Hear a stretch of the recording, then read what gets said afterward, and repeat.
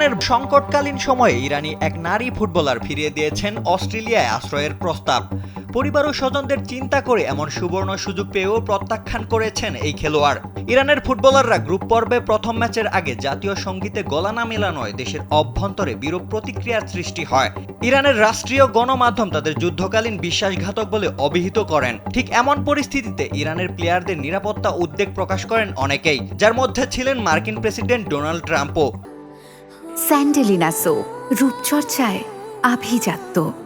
অতঃপর ইরানের দলটি সিডনি ছেড়ে যাওয়ার সময় অস্ট্রেলীয় কর্মকর্তা ও দৌভাষীরা খেলোয়াড়দের প্রত্যেককে আলাদাভাবে ডেকে নিয়ে মানবিক আশ্রয়ের প্রস্তাব দেওয়া হয়। এ বিষয়ে অস্ট্রেলিয়ার স্বরাষ্ট্রমন্ত্রী টনি বার্গ বলেন, তাদের পছন্দ করার সুযোগ দেওয়া হয়েছিল।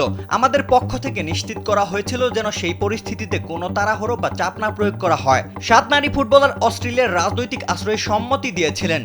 তবে সেই 7 সদস্যের মধ্যে একজন ফুটবলার তার সিদ্ধান্ত থেকে সরে এসেছেন। কোনো ক্রমেই এমন সুবিধা নিতে চান না নাম প্রকাশ না করা এই নারী ফুটবলার।